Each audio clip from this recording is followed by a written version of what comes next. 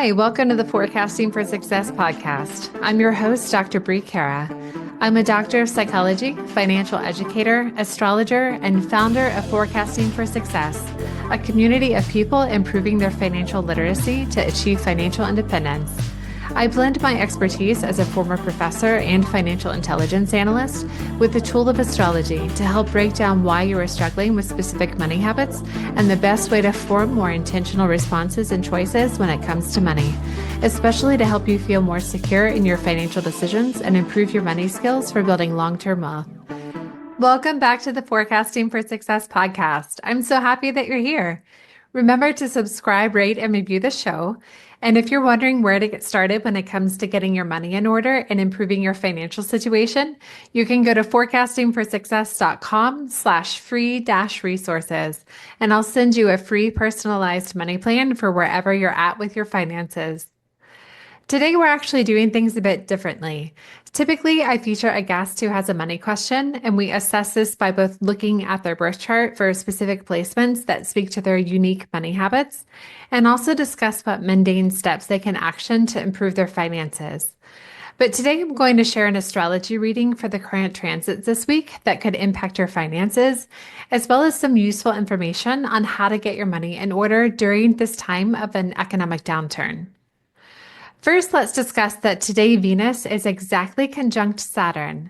So today at 1:03 a.m. Central European Time, both Venus and Saturn were at 27 degrees and 13 minutes of Pisces.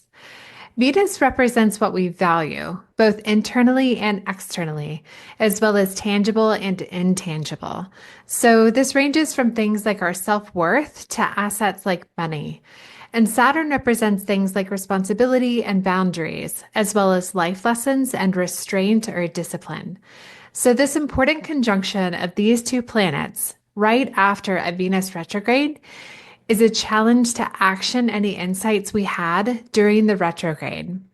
So this is the time to make sure our thoughts and intentions around our values now match our actions. Saturn can bring consequences if you're not improving your security and stability around your values right now.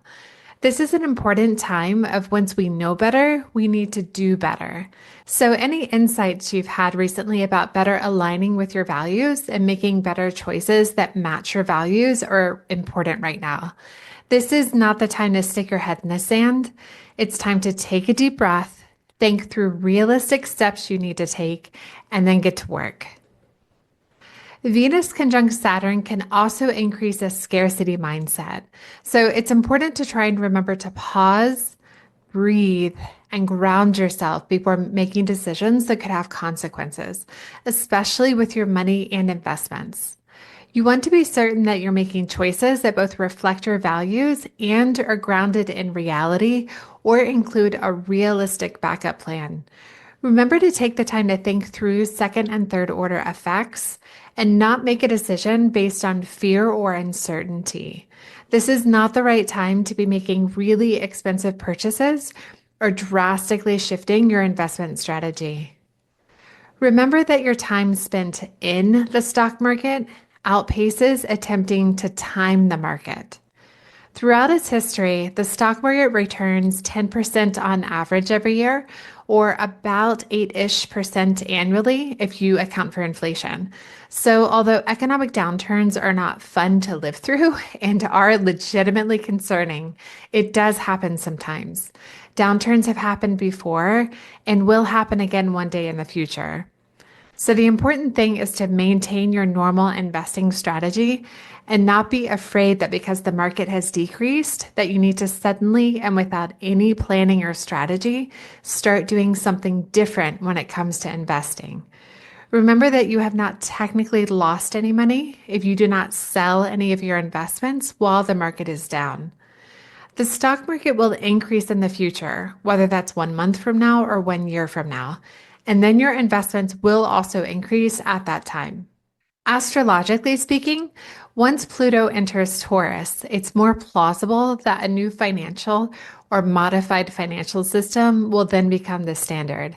But that is many, many years from now.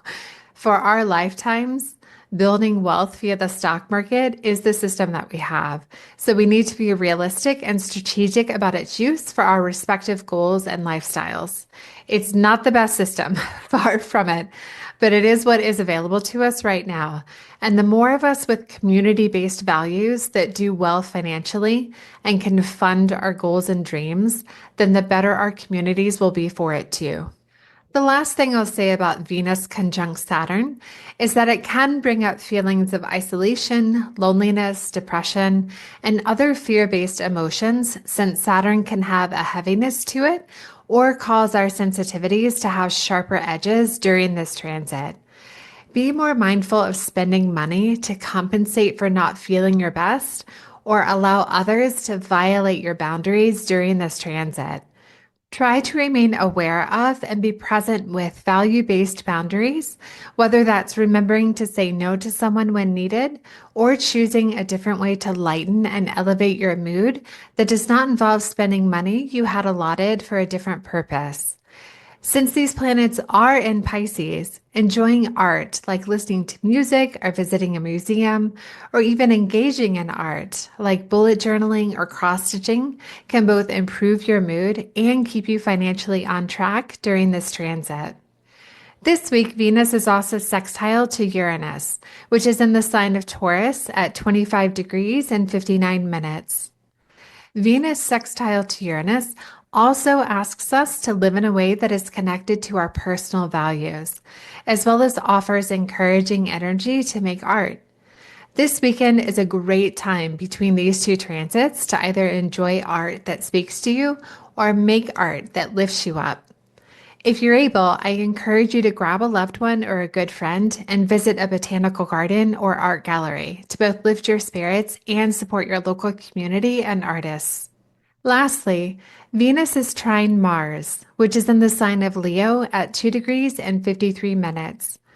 When Venus is trine Mars, this connection gives you a boost of energy to both better clarify and act upon your values, as well as help you clarify and assess your finances. Now is also a great time to reflect upon and ensure that you have value-based financial goals and actions. What that means is how you manage and spend your money is a reflection of your personal values. For instance, you might want your money to also be an active part of the resistance. So you might spend a few minutes making sure you're not purchasing anything from companies with ties to El Salvador right now, or you might choose to realign some of your spending money to support local and community-based businesses instead of huge brands that cause your money to leave your community. Those are the major money transits for this week. And now I'd like to expand upon what actions you should be taking during an economic downturn. As a reminder, I do host a monthly free money masterclass where I discuss what the stock market is in more detail, what it means to be financially independent, and how to invest in the stock market step by step. I always have a question and answer session at the end where you can ask me your money questions, and you get a free money guide for attending to help you further. So click on the link in the show notes to visit forecastingforsuccess.com/free-resources to sign up, and I'll see you in the next class to help you level up your finances. Okay, during an economic downturn, your first step should be to take a look at your monthly budget or monthly spend plan and assess how you can increase your emergency fund, which should be in a high yield savings account.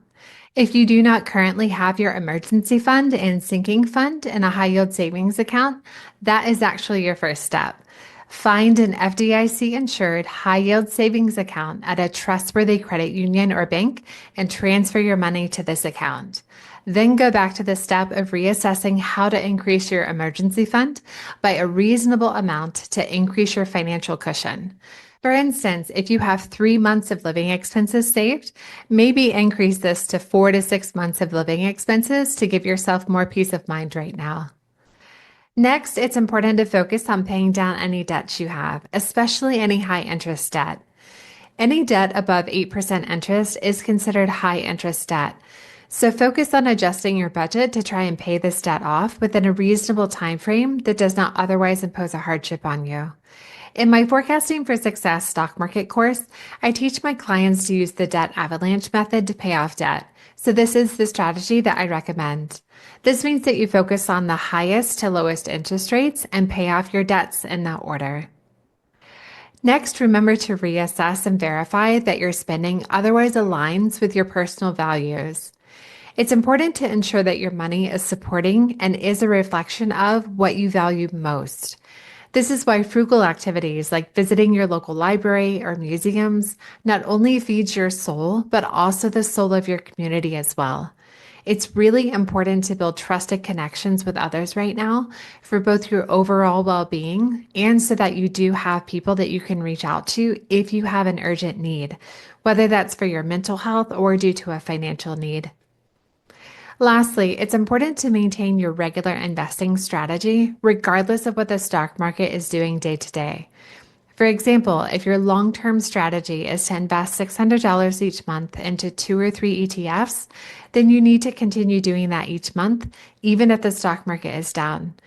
Remember that if the stock market is down and you make a purchase, you have purchased your usual investments at a cheaper price, which will result in more of an increase in the future for your portfolio once the market goes back up. If you were to withdraw your investments right now, it means that you're actualizing or locking in losses.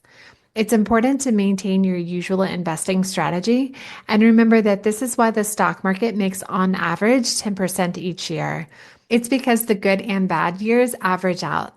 So although the bad years definitely did not feel good and are scary in the moment, it will improve one day and your wealth will improve and increase then too. And remember that this is also why investing in index funds and ETFs help diversify your investment portfolio and mitigate certain risks because you're investing in hundreds or even thousands of companies rather than just one or two, which would be much riskier, especially during an economic downturn. I go into greater detail about this in both my monthly masterclass and within my stock market course, so I encourage you to check out both if you want to learn more and also have a chance to ask me questions since I go live in my community each month as well. I hope this information helps you to navigate the transits and energy of this week, as well as how to be more intentional with your finances. I want to thank you so much for joining me this week on Forecasting for Success and let you know that you can read the transcript for each podcast episode on my website, which is linked below in the show notes. I've also included the link to send me your money questions if you'd like to be a guest on the podcast at forecastingforsuccess.com/podcast. And if you're ready to get started on improving your financial literacy and developing your own personalized money plan, I encourage you to join my Forecasting for Success community, where I teach you everything you need to know about budgeting, how to choose your retirement number, how to invest in the stock market, and so much more. I go live in the community each month to check in on your progress and help answer any questions you may have. And it's a supportive community where you can also check in with other members and learn from their experiences as well. I hope you take good care of yourself, and I'll talk to you next week.